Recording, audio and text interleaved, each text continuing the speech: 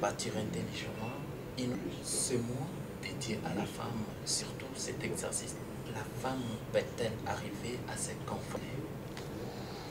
Bon, il y a à boire et à manger pour interpréter ce thème. D'abord, pour penser intelligemment, il faut que la femme soit d'abord bien instruite. Si la femme est bien instruite, si elle a une tête bien faite, elle pourra penser intelligemment, elle pourra voir qu'est-ce qui est bon pour sa famille, qu'est-ce qui est bon pour elle-même.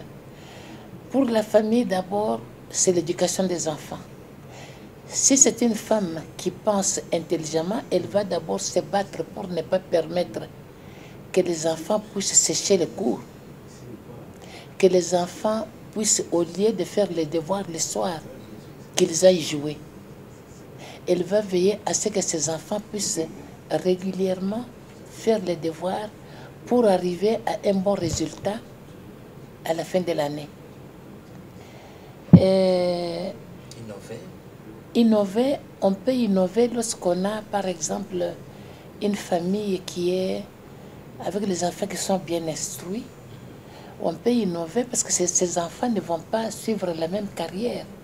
Ces enfants peuvent, elle peut avoir un enfant qui est médecin, elle peut avoir un enfant qui est ingénieur, elle peut avoir un enfant, si elle n'est pas assez intelligent pour suivre les cours normaux, être juriste ou quoi, mais il y a aussi les métiers, les écoles professionnelles. Les écoles professionnelles ne sont pas mauvaises non plus. Nous avons besoin de très bons maçons. Si cet enfant a fait une école professionnelle, il peut devenir un ingénieur. Il peut construire de beaux bâtiments. Nous avons besoin des électriciens. Et les électriciens, les maçons, les charpentiers, les carreleurs, tous ces gens, on les forme dans les écoles professionnelles. Donc nous devons arriver à enlever cette idée-là de croire que tout le monde doit être juriste, tout le monde doit être politologue, tout le monde doit être économiste. Parce qu'il y a les métiers où lorsqu'on termine les cours, on est directement versé sur le marché de l'emploi. Et c'est très important à mon avis. Vous voyez, aujourd'hui, nous avons dans la ville ici, les étrangers, des Libanais ou les Indiens qui font venir les maçons chez eux, qui font venir. Et là, je crois que notre gouvernement doit être plus regardant parce que la loi exige que les étrangers qui viennent chez nous, ils doivent être dans le secteur de production. Les secteurs comme les petits commerces et tout ça, ça doit être réservé aux nationaux. Mais à condition que les nationaux sachent ce qu'il faut faire. On peut avoir des bons maçons, des bons carreleurs, mais il faut qu'on puisse augmenter le nombre des écoles de métiers. Et il faut également que le ministère du Travail également soit organisé pour savoir les besoins des entreprises, pour qu'à la fin de chaque année, ils soient à mesure de dire non, sur le marché de l'emploi congolais, nous aurons besoin de plus d'ingénieurs en bâtiment, on aura besoin de plus de carreleurs, etc., etc. Donc c'est un problème d'organisation pour notre gouvernement, c'est un problème d'organisation pour la personne. La personne lui-même doit savoir ce qu'elle veut devenir dans la vie. Comme femme, c'est la personne qui doit l'appliquer, qui doit veiller à cela, c'est le gouvernement. Nous avons les premiers citoyens, les chefs de l'État. Bon, on n'a pas, à l'époque du président Mobutu, nous avons eu la chance d'avoir une femme vice-président. Moi, j'étais vice-président du comité central, c'est l'équivalent du vice-président de la République. Les premiers ministres et les présidents de l'Assemblée venaient après moi en préséance. Donc, on a eu des femmes, j'étais gouverneur de province. J'ai été gouverneur, on m'avait envoyé à Matadi, je n'étais pas Je suis toujours une femme. J'étais gouverneur de la ville de Kinshasa, toujours une femme.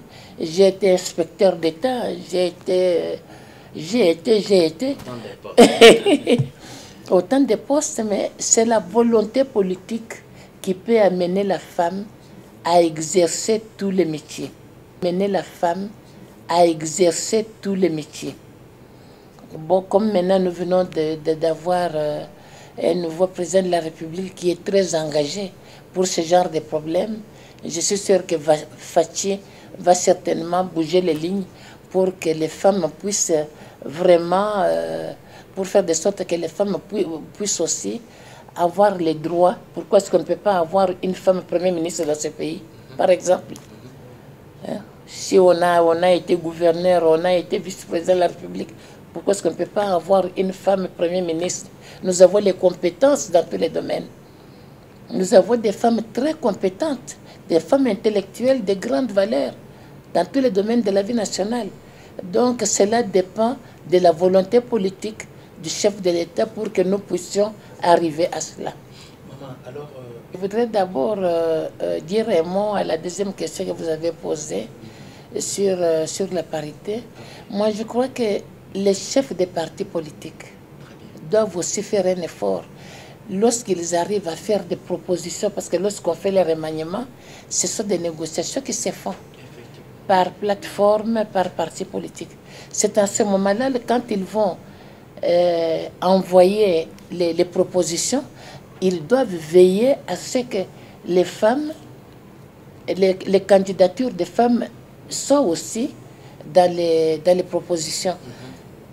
Les femmes sont, quand on regarde les partis politiques, les plus nombreux des partis politiques, ce sont les femmes qui sont plus nombreuses. Alors pourquoi est-ce qu'au moment d'obtenir les dividendes, au moment de donner les dividendes à toutes ces femmes-là qui sont constamment mobilisées pour les meetings, etc.,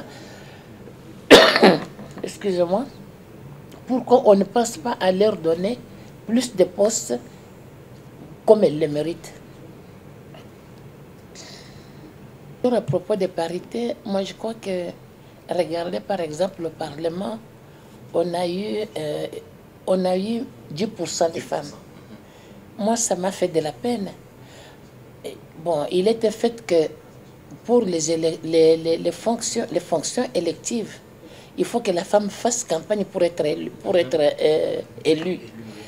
Et pour qu'elle fasse une bonne campagne, elle a besoin d'avoir les moyens. Mais les chefs des partis politiques peuvent les soutenir.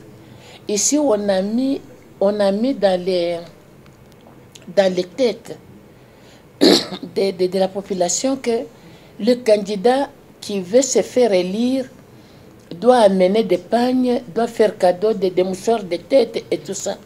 Vous les attendez dire, ah, maman wana ye kulukaba élire, ayel bisonine, ayel masanga, ayel maputa. Mais il y a combien de femmes qui peuvent avoir le moyen d'offrir les pagnes à la population et des mouchoirs de tête? Et il n'est pas dit non plus que l'intelligence se trouve tellement dans les têtes des gens qui ont des moyens, loin de là. Donc, il y a un travail d'éducation de la masse de la population qu'il faut faire, et d'une manière intense. Et vous de la presse, je pense que vous êtes mieux placés pour faire cela. Bon, il ne faut pas généraliser. Le 8 mars, ce n'est pas seulement la fête des pagnes. Ramener ça au pagne, c'est une manière de banaliser la femme. Le 8 mars, c'est un jour qui convient pour que les femmes leaders puissent accorder des interviews, celles qui sont dans les ONG ou qui gèrent les partis politiques puissent organiser des assemblées pour s'adresser aux femmes, leur dire, leur rappeler leurs droits, leur rappeler ce qu'elles doivent faire pour qu'elles puissent, comment dirais-je, pour qu'elles puissent être respectées.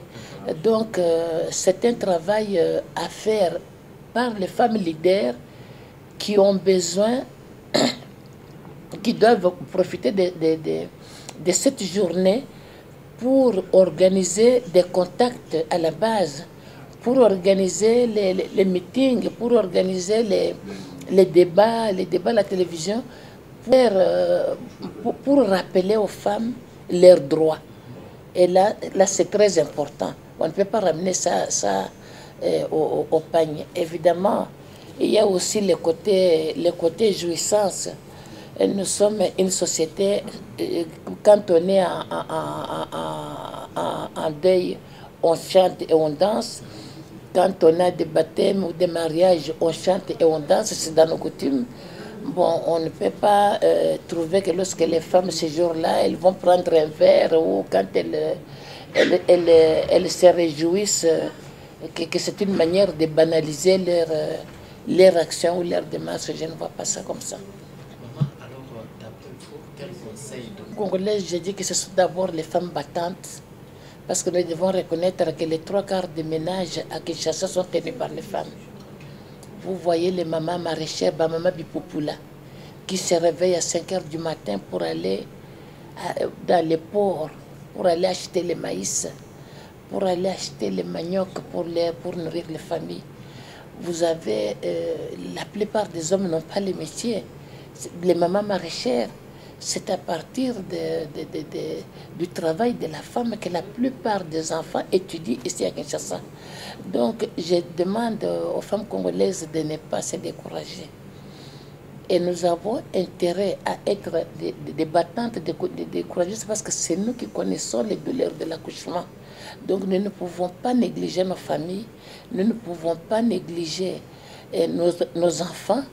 La première mission de la femme, la première mission que Dieu nous a donnée, c'est d'abord réussir sa famille. On réussit la famille lorsqu'on a des enfants qui sont bien élevés, qui sont bien éduqués. Ne pas accepter que l'enfant sèche les cours, ou le soir, quand vous avez un travail, ou bien vous êtes vendeur au marché, mais rentrez à la maison le soir pour aller suivre justement le travail pour voir si les enfants font leurs devoirs. Mais parce qu'il y en a qui, après avoir fait le travail, après avoir travaillé la journée, le soir, bakena bitula. Vous connaissez qu'il y a les wenzé de bitula. Non, il ne faut pas privilégier les gains et négliger la famille. La famille, c'est ça qui nous reste quand on a tout perdu. Donc, si vous avez les enfants qui sont bien formés, si vous avez une famille bien, c'est un capital. Parce que là, vous allez toujours trouver la possibilité de vous resserrer les coudes pour de nouveau rebondir. Mais si vous n'avez pas une famille avec les enfants qui ont bien étudié, devant les difficultés, ils se découragent. Ah, Nzambe kakaya sala, Nzambe alingite. Non, Dieu lui-même nous a dit, nous demande, aide-toi et le ciel t'aidera. Donc si tu ne fais pas toi-même les efforts, Dieu ne va pas demander, Dieu ne va rien faire. Mais lorsque tu te donnes, Dieu voit que tu es courageux pour te battre dans l'intérêt de tes enfants et de toi-même. À ce moment-là, Dieu va vous aider. Et vous savez que c'est très important d'organiser sa vie, parce qu'en même temps, vous préparez votre vieillesse. La vieillesse se prépare quand on est jeune, à travers les enfants, à travers vous-même, parce qu'il ne faut pas non plus que tout soit fait par les enfants. Il y a d'autres mamans, au moins, il ouvre le frigo, il y a moins, le frigo, le congélateur pour se servir. Non. Il faut respecter le ménage de ton enfant. Tu vas le respecter si toi-même tu as les moyens de te prendre en charge. Si tu as prévu cela, si tu as préparé cela, tu auras les réflexes pour respecter le ménage de tes enfants. Même si c'est ton enfant, mais il a sa famille, il a son organisation. Il faut le respecter. Il faut respecter cette organisation. Donc, je pense que ce que nous faisons dans notre jeunesse est très important, parce que nous préparons l'avenir.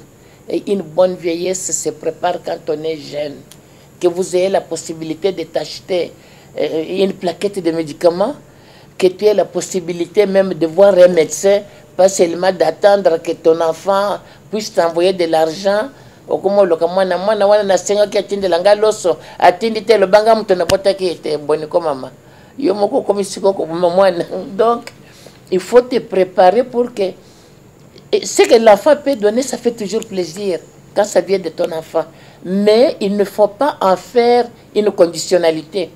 Il ne faut pas en faire une obligation. Que si l'enfant ne t'a pas envoyé à manger, et tu te fâches contre lui, non, ça ce n'est pas bien. Là, tu vas toi-même maintenant décevoir les enfants et ce n'est pas bien. Donc maintenant, je reviens à la question de la fête de 8 mars. Là, si les femmes vont prendre un verre ensemble, ce n'est pas mauvais. Mais les femmes leaders, ces jours-là, doivent organiser des contacts pour expliquer à la femme notre rôle dans la société, l'importance des efforts qu'il fait dans la société pour la famille et pour la société. Merci. De rien, papa.